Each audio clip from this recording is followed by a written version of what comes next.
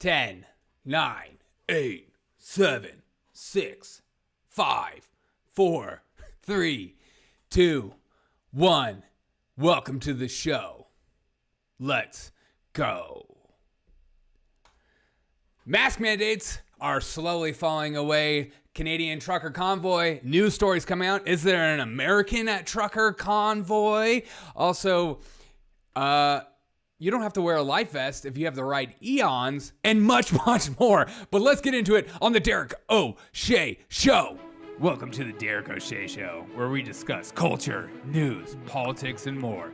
Sit back, relax, and I hope you enjoy the show. Be sure to tell your friends and family about the revolution.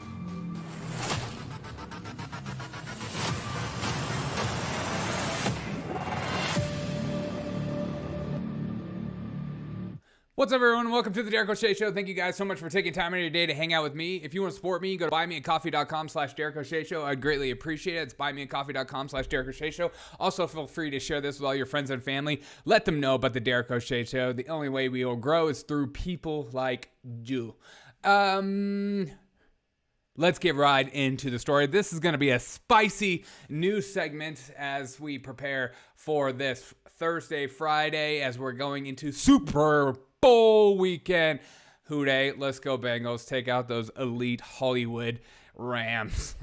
CNN's news story coming out today that was all over the press, which I absolutely love. And I continue down the rabbit hole of what I've been saying constantly since day one, and it is that the mask mandates are starting to go away, and people have made such of almost like a religion or a way of life and a way to view the world. By putting a mask on, they feel safer, and now those things are going away, and they don't know what to do. So CNN puts out this story called "Statewide Mask Mandates Are Disappearing, but should you continue to wear one anyways?" People are confused. People don't know how to think or feel currently. They are looking at what's going on in the world, and they don't know what to do. CNN puts out, at this point in the coronavirus pandemic, local mask mandates are disappearing as quickly as toilet paper did from the grocery store shelves 2 years ago. At the national level, the guidance to wear a mask is staying put, but for at least now. And the question is, should you mask up or not? Infectious disease experts have some advice wherever you may live. But like I've been saying over and over again, I have lots of people on the left. I have lots of people that are freaked out at the idea that we're one day going to be living without masks again, and they don't know what to do. They don't know how to feel. There are these people out here, and I get that feeling that you just want to be like, well, screw them. They don't deserve my empathy and sympathy anyways because of what they've done over the last few years. God, I got to remind myself, it's not just 14 days to slow the spread. It's years today to slow the spread. But people don't know how to do because it's a new religion. It's a new way of life. It's your new, the scripture is the CDC, Fauci, the top-down information is pushed down to you, the consumer, and people are looking for direction and way to live their life. And now that the mask mandates are going about life, they don't know how to do. It's like if like a Christian pastor is like, all right, we're going to do away with the Bible now. And people are just like, I don't know how to think or feel anymore. I don't know where the authority is. So there are these people out there, and they don't know how to think or feel. And we need to know how to dictate and address these people and see them with sympathy and stuff like that. Maybe give them grace where they didn't give you grace in the past. But I digress. Next news story. Let's go. This next news story just tickled my ears. And it should tickle yours as well. The Washington representative out of Washington, Democrat of course, exempts Native Americans from life jacket bill because they're very used to cold waters. So, and if you're to question that, you're one of those racists. But here's her talking about the exemptions, because don't just take my word for it. We need to listen to her as she says the exemptions are here because of their eons and they're used to the cold water. Let's listen. Was to have people wear them. the few exemptions you see, including the tribal members, federally recognized tribal members exemptions, are based on responses from the community. George is getting upset. These are situations where they have either extensive training or have traditionally very used to our cold waters for eons, essentially, or used to our cold waters. So you're able to get out of a bill because of your race, because you're used to the cold waters. And if you're to question that, well, you're a racist and you should be shut down, says Cindy Ryu. Ryu, it's one of my favorite characters on Street Fighter. No doubt about that. But Washington representative, we're just such in a silly state in America where people, if you look a certain way and you act a certain way, you're from a certain culture, you're not allowed to question people or push back on stuff because you're considered racist. You're considered the other. You're considered closed-minded. Whatever word you want to use for the day, you are the other. You are different. So you can just say these silly things and you can say, as a white man, I speak for all white people that we are just sufficient swimmers. Like, you wouldn't be allowed to say that, but this Washington representative says that Native Americans say, as Native Americans, we don't need life jackets because we're used to the cold. Okay. All right. I can't do it with politics these days and cultural norms and what you're allowed to say and what not allowed to say and what's funny and what's not funny and anymore. But this story right here drives me up the wall. Connecticut school pizza assignment. And this is what I've been talking about with this new Florida bill. This new Florida bill is coming out as the Democrats and liberals are calling it the anti-gay, don't say gay bill. That's what I keep mixing up my words. The don't say gay bill. They keep changing up the language and the words and stuff like that for an emotional pull, something to say instead of having a logical discussion. But this is a perfect example why we need to have these bills, because I don't think talking about oral sex with an 8th grade is good, is a good use of time, especially in school. But if I had an 8th grader, I don't want my stupid 22-year-old teacher coming down and talking to students about oral sex and what they like in bed as an 8th grader. And so the bill, like in Florida, stops these kind of silly discussions. So Connecticut school pizza assignment using toppings as sexual likes and dislikes was a mistake, says the superintendent. Oh, we thought it would be a good idea, but we changed our mind. The assignment instructed students to list their favorite pizza assigned toppings in relation to sex. I'll have what she's having. It's just so weird. One Connecticut school is under fire for handing out a pizza and consent assignment. So the whole thing is built on building consent among 8th grade students. Do we really need to be talking about oral sex in 8th grade, especially from teachers? I get the kids are already having that discussion or just saying silly things, but they're in the period of life where they're trying to figure out who they are. They're finding the norms, the cultural norms, and who they are. They want to fit in, and if they don't fit in, that's all that matters. Pizza and consent assignment, where 8th grade students were giving out a handout stating that pizza can be used as a metaphor for sex.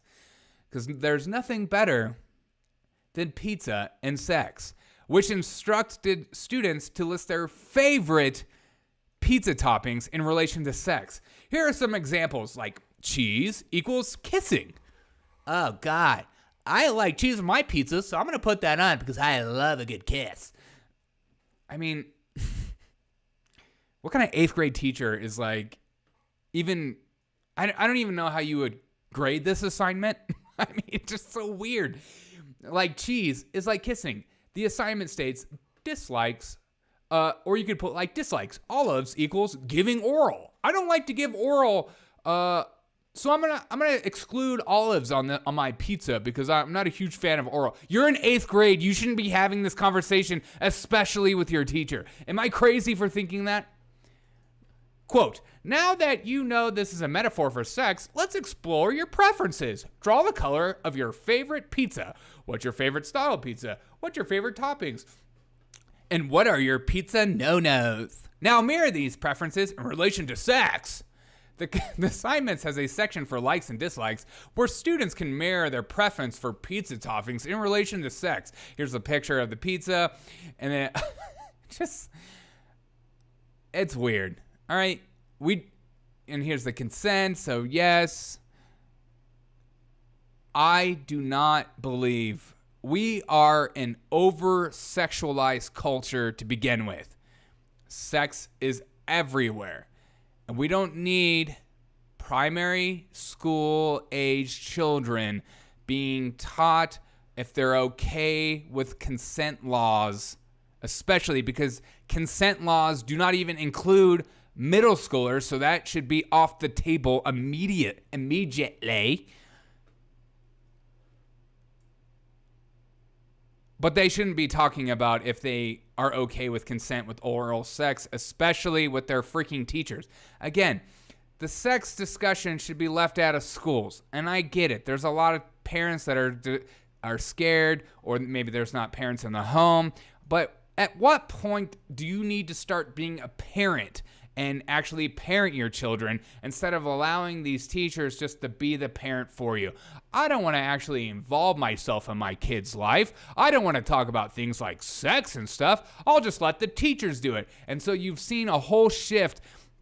I don't know if it was in the 90s, the 80s, the early 2000s, where more and more parents were just okay with their teachers being allowed to talk about sex with their kids. And so the teachers just took it on themselves to push it closer and closer, younger and younger, and we're allowed to do whatever with it, what they will. And now parents are waking up due to the pandemic, due to school assignments being brought home. So now for the first time in a lot of parents' livelihoods, they've stopped and thought, what is my kid actually learning in school? Because that's an important freaking question, and I need to get involved in my child's life as opposed to, just being on the sidelines and allowing my teachers to say whatever they want. And so you're getting more of these stories that are popping up, like the pizza and consent assignment, where you ask an 8th grader, do you like oral sex? If you are okay with oral sex,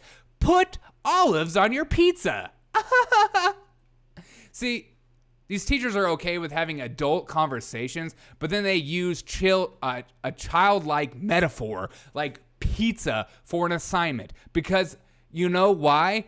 Their brains aren't developed enough for this conversation. I've worked with middle schoolers for a long time. They're not ready for this conversation, and I, as an adult, don't feel comfortable with having a conversation with an 8th grader. Are you okay with having oral sex? That is not something that should be talked about. They are still learning basic principles of how to be a good human at that age. But I freaking digress. Let us continue.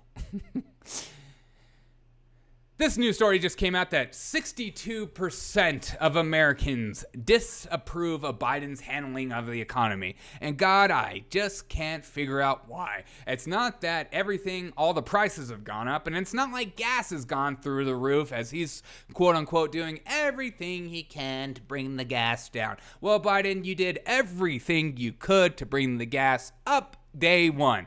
But let's listen to this clip of CNN speak for itself, because it's important to hear from the horse's mouth. Main worries come as we learn inflation is near a 40-year high, climbing 7.5% in just 12 months. We learned today from the Bureau of Labor Statistics. It's the steepest rise since 1982.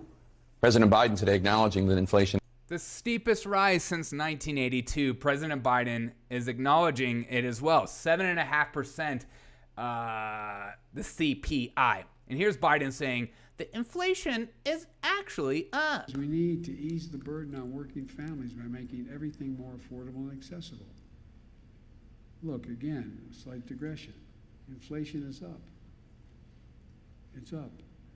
And coming from a family when the price of gas went up, you felt it in the household.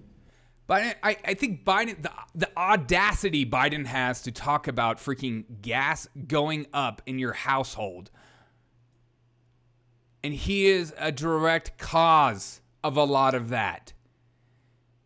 He's like, I get it. I was in a household. I grew up in Delaware, remember? And now I'm multimillionaire. And I don't know what it's like to, buy my own groceries or do my own lawn and maybe clean my own house. I'm so rich, I don't know what to do. And in fact, I give all my family huge jobs, like my niece just recently, and the nephew, and the GM job, the health and service, or whatever job that he just, a family member just got, totally unqualified, of course. But Biden admits that inflation is completely skyrocketed, and there's nothing he can do, but he knows what you're feeling. He knows how you feel. And people are spinning this like, he's an empathetic human being. No, he's not. He's a politician, and he will say whatever in order to stay in power and for you to believe he's doing, quote unquote, everything he can to bring the prices down. Well, and I get a lot of people on the left right now are just constantly putting their pressure, Atticus, what up? Their pressure on companies right now. No, you can rewind it, my dude. Companies right now, they're putting a lot of pressure on companies right now to bring their prices down. But when the companies have to deal with inflation, bottleneck issues, supply chain, higher wages of earning because people aren't working, gas prices, et cetera, to say it's just these companies is just silly. This conversation needs to be handled like adults and have a real conversation on both sides. See, here's Biden right here. Consumer prices explode 7.5% higher. Worst inflation in 40 years. U.S. consumer prices jump by most in nearly 4 decades as the new year started. Okay, it's just the pandemic. Yes. That is part of the reason. Part of the reason is the pandemic, and part of the reason is because we are printing money faster than we've ever printed ever. As we continue to put out bills that are quote-unquote paid for, that aren't paid for, but are printed for, and then we throw out money, we start wars places, and our government willy-nilly spends, and they're never held in check. There's that part of it, and then there's also the supply chain. So when you have these two things colliding together, you have what we have today. And we were told at the beginning of the summer, because I remember this was transitory. This was going away. Things are gonna get better. You're gonna feel it get better. I mean, I remember Biden in the summer saying things would be better by now, and they're not. And now it's not transitory. Why are the truckers scary? I'm going to get to that in a minute. But U.S. consumer prices jumped by most in nearly 4 decades as a new year started, sapping the savings of American families, diminishing the purchasing power of working paychecks, and putting pressure on the Federal Reserve to hike interest rates beginning in March. That is happening at the beginning of March. I've heard that maybe it'll happen even as starting tomorrow, rate hikes. So be prepared for rate hikes, because, and a lot of you, I have a lot of young listeners, so you're like, I don't even know what a rate hike is. Just know that things are going to be more expensive. Yes, you are no longer making $8 an hour as minimum wage. You're making $15. But guess what? You're also paying for a $16 Chipotle burrito. And you're going to be paying $4.50 per gas in March probably. But I freaking digress. And then we have Biden here showing his empathetic side of the whole situation. Let's listen to this. The fact is that we're in a situation now where, you should have peace of mind. I know food prices are up, and we're working to bring them down. As I said, I grew up in a family where the price at the pump went up, you felt it, and I understand. But these things are necessities. We're working to bring down prices where they're not totally what families, in fact, have to pay. That's right. We're working to bring down prices. And how does the government solve that? Well, you subsidize. And then what is subsidizing doing? What does things like canceling debt do? It just pushes the debt to other people. There's no such thing as canceling debt. There's no such thing as making tens of thousands of dollars and then suddenly making it zero. So when you have all these subsidized government push plans, the buck goes to you. You will always have to pay in the long run.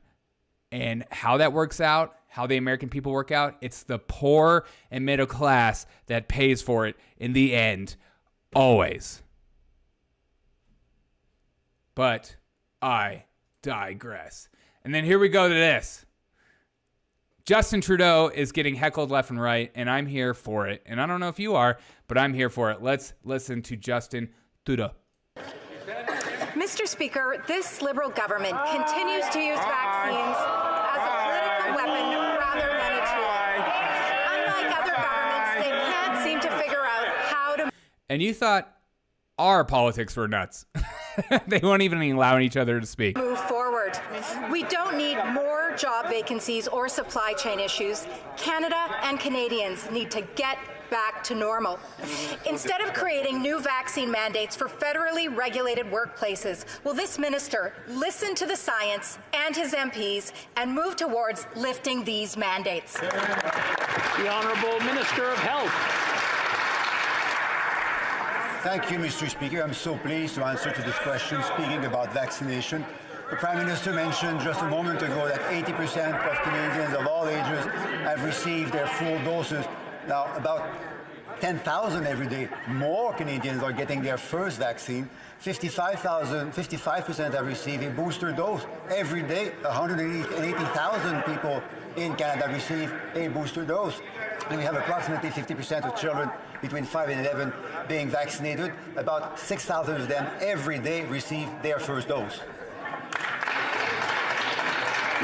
Before we go to the next question, I just want to remind all the members that if they're not speaking and they're in their seat, please wear your masks. It's the rules of the House.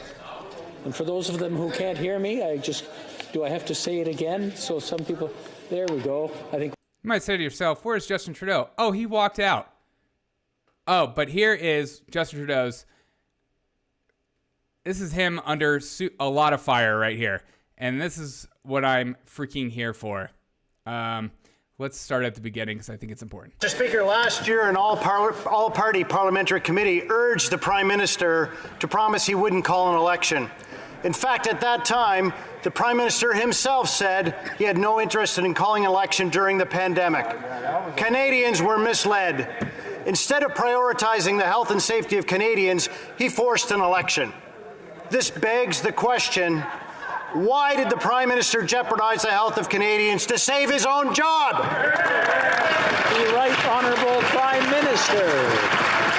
Mr. Speaker, in that election, Canada had an extremely important conversation about how to move forward through this pandemic. And partially because of the clear answers... I'm sorry, I'm going to have to interrupt the Right Honourable Prime Minister. The Honourable Member for Cumberland Colchester asked a question, and I'm sure he can't hear the answer with all the shouting going on around him.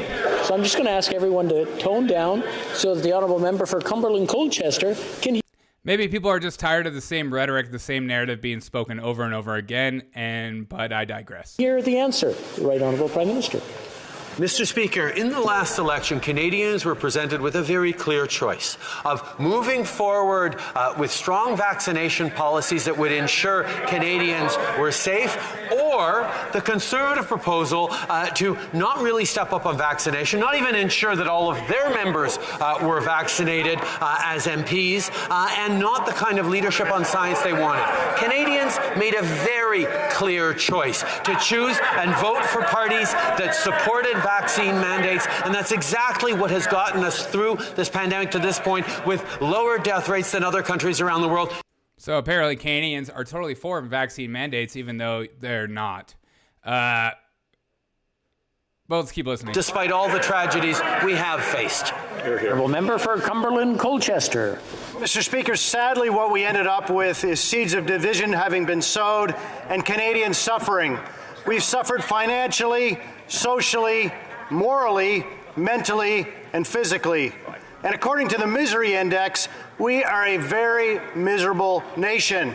Shame. For almost 2 years now, Canadians have borne the yoke of loss, uncertainty, and lack of hope. The backs of Canadians are about to break. Indeed. Canadians are miserable because of the Prime Minister. We want to know on what date the mandates will end. The Right Honourable Prime Minister. Mr. Speaker, once again we see the Conservatives are willing to twist the facts to their own partisan ends. The reality is vaccine mandates and the fact that Canadians stepped up to get vaccinated to almost 90% ensured that this pandemic didn't hit as hard here in Canada as elsewhere around the world. We stayed focused on following the science, on promoting public health rules. I love when people talk like this to show my emotion and show how serious I am, because it shows how smart I am, because I talk like this. And Canadians stepped up in their communities. They stepped up for their frontline health workers. They stepped up for each other. And Canada has never been so strong and together as we are now. Once again, I totally agree with Justin again today. I've never seen Canada so strong and together, as they are currently inspiring more people than just Canada currently right now. We have what's going on in America, and people are freaked out. People on the left are very scared of people protesting vaccines or vaccine mandates. And here's CNN dropping what their thoughts are on the trucker protests. So I think Canadians generally, and maybe the international community as well, is looking at this and we're just scratching our heads and wondering why we really haven't had a more fast solution. Because in failing to act, quite frankly, I think this movement has spread within Canada and also now might be spreading internationally. Yeah, and we want to talk about that because the longer they stay, the more they do inspire others across the globe. We know that there have been similar demonstrations in New Zealand and across Europe, tapping into the anti-vaccine sentiment, pandemic fatigue, and also inciting this civil disobedience. And now the US Department of Homeland Security says trucker convoys like these could soon disrupt the Super Bowl in the United States. Oh no, people are going to have to live uncomfortably? I thought that was the whole point of protest, but I digress. Of course, the State of the Union and other big events. How bad do you think this could get, and how do you stop this? Well, honestly, you just do away with the mandates, but whatever. Honestly, I never expected it to get really to this point. I mean, I was well aware of who was organizing this event, but if you had told me this would spark off a worldwide rebellion of angry people with industrial machinery, A worldwide rebellion with angry people with industrial machinery. These people need to be stopped. These people are sick. These insurrectionist, heavy machinery people. Who is behind this? Who's really behind this? Is it Mike Lindell? With industrial machinery, I would not have believed that 3 weeks ago. I either. And I don't think you would either, but here is Fox News continuing the report. So it's not just CNN talking about it, it's Fox News as well. Let's listen to this. There have been rumors of a Canadian-style anti-COVID restrictions trucker protest near the stadium here on Sunday. Officials with the Department of Homeland Security say they are prepared for that and seem confident they can handle it if it happens. Brett? Jonathan Hunt outside the Super Bowl stadium. Jonathan. Is it going to happen? Are people going to feel uncomfortable during the Super Bowl? Is the honking going to stop? Is what will happen? Instead of getting rid of the mandates for truckers and mandates for all, people are going to just feel uncomfortable and people are going to call them insurrectionists. Here's Mayorkas talking about it as well. Homeland Security himself. Let's listen to this. And less than a week away from the game, new potential threats arise daily. The anti-vax trucker rally in Canada. New threats arrive daily. There's nothing more threatening than a protest. I mean, we had summer long of actual people being killed in protest, and mostly peaceful protests, and stores being looted, neighborhoods being burned. We had the media constantly saying mostly peaceful and all that bullcrap, and then they lose their minds about January 6th. 1 + 2 does not equal 3 of these people, but it equals whatever number you feel comfortable putting, because I don't want to offend you by putting an actual number. And a week But away. Here is CBS, of course, talking about actual threats, like a protest. From the game, new potential threats arise daily. The anti-vax trucker rally in Canada, they've made some... It's not an anti-vax trucker rally. It's anti-mandate. But of course, the corporate media shift the words. They're just like politicians. They can't just be genuine. They can't just be honest. They can't just have a serious conversation. They can't just say, we want mandates. I wish they would just be honest, but no, they call them anti-vax. It's just so stupid. I can't believe people actually believe this. Trucker rally in Canada. They've made some threats to come down here. Are you prepared for that? Individuals have a perfect right to exercise their First Amendment rights. Once they intervene in other people's freedoms and liberties, it becomes a more complicated landscape. But we're working with law enforcement to address any eventualities. Now, in a bulletin obtained by CBS News, the Department of Homeland Security is warning that a convoy of truckers could lead to gridlock here in Los Angeles, and that could impact the Super Bowl. The agency, though, does describe the plans as aspirational and says there are no plans of violence, but of course they are prepared for anything. Unless prepared for anything. God, we pray and we hope. Is the trucker convoy here going to happen? I will keep you posted, keep you updated on it, but you can already tell the media is ramping up their rhetoric and tone for a potential. They always talk in potentials, hypotheticals, and the what ifs, and oh my God, white supremacists, whatever word they want to use, whatever stupid comment they can use, they'll use it in order for their people to feel afraid. And the more you feel afraid, the more you'll watch their programs, the more you'll click on their what's going on, instead of actually having a conversation and just saying, maybe these people want to live this way. But again, I continue to say, I don't understand how national divorce is such a terrible idea. All right. And now I just feel like I want to get to the part in the show where I just want to laugh a little bit. Here's CNN freaking out about Joe Rogan still. We're still talking about Joe Rogan. We're talking about clips that are like 15 years old, like they're today, of course, because, you know, God forbid you grow up or change the way you think, or even in putting things in context, you're not allowed to do context anymore. You can just take things out of context. You can make little clips of people and then make it sound like that's who this person is for the rest of their lives. That's what we're about in today's culture. We're not actually about just seeing people as people. We're just like this guy in this guy in my chat, Atticus from New Zealand. You look like an ape in a shirt. We just talk trash to each other. We shit post. What's your actual educational background? That's how we try to demonize people and make people try to feel stupid or something, when I probably have I'm probably more educated than him. All right, bye. Let's listen to this. Well, I admit I'm out of ideas for what to do about Joe Rogan. I'm officially out of ideas. I'm officially out of ideas. Well, I admit.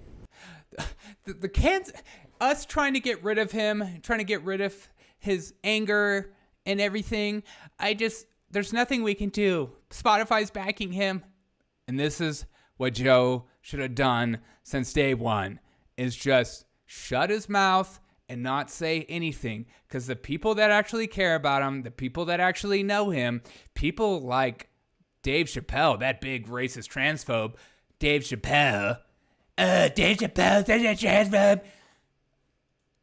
That guy should have just relied on his friends.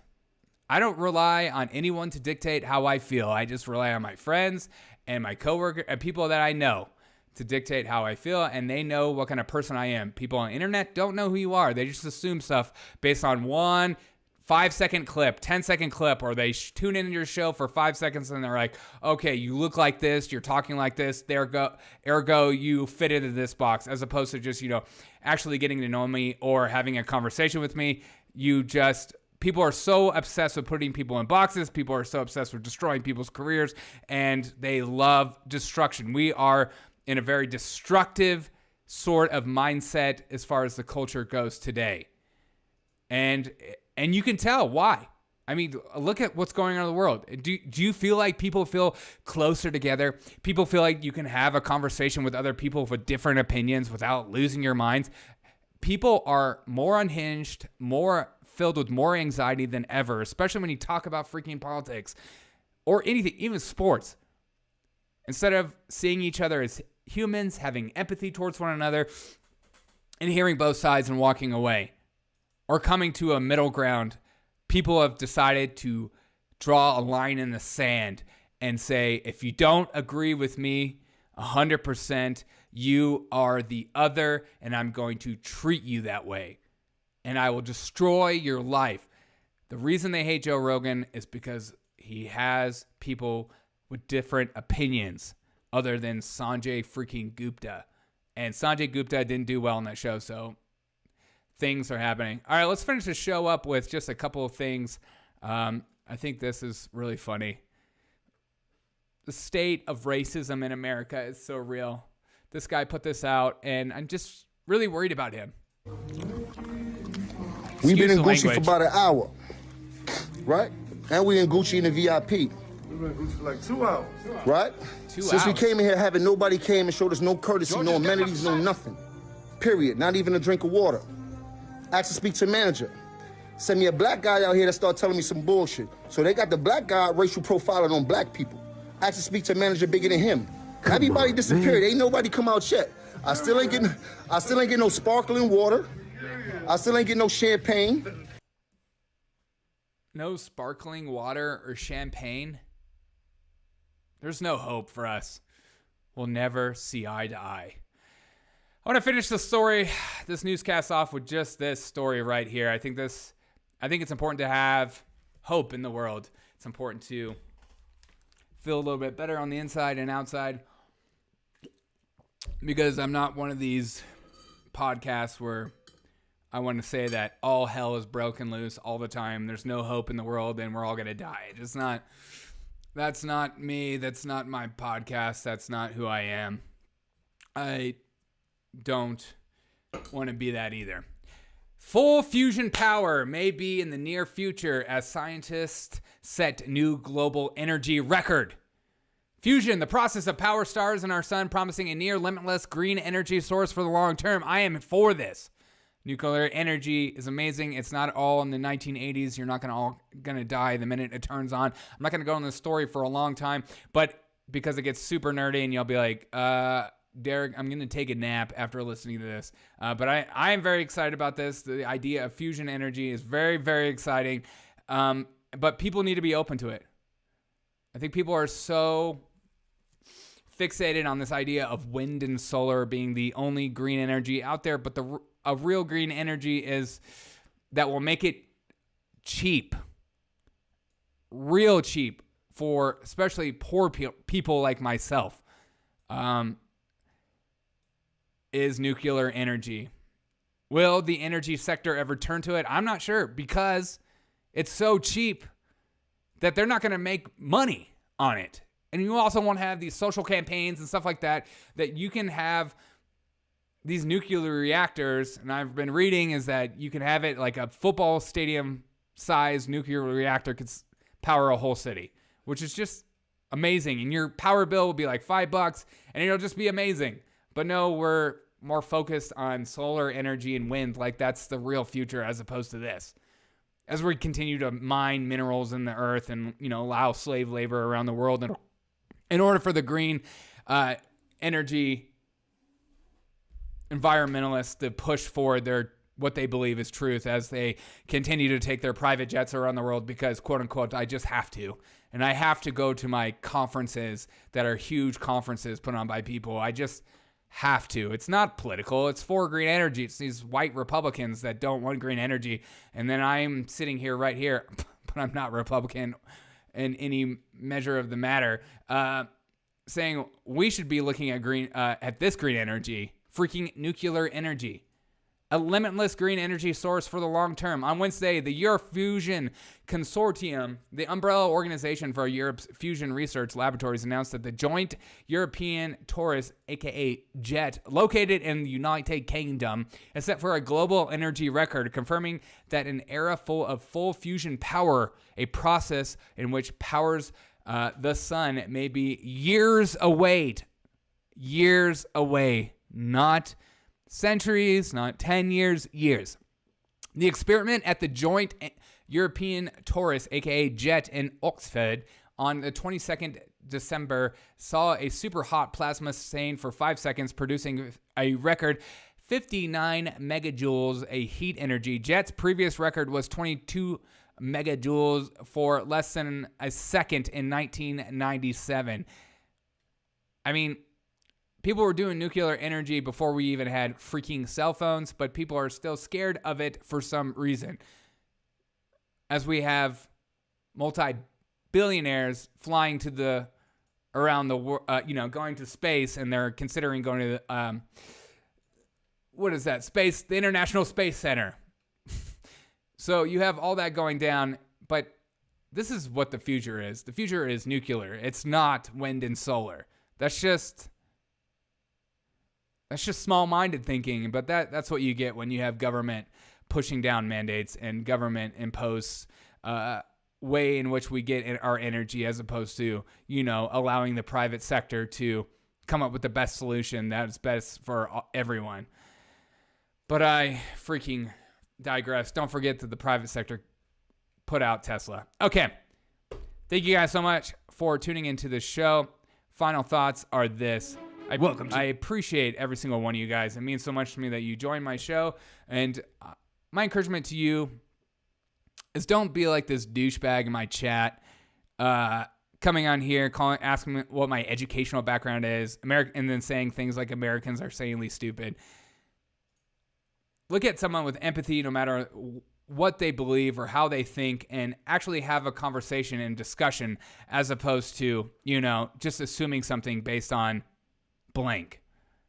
So I hope you guys have a fantastic rest of the day, and I appreciate every single one of you for joining me. Again, thank you so much for joining me. Have a great day. I'll catch you on the next episode of the Derek O'Shea Show.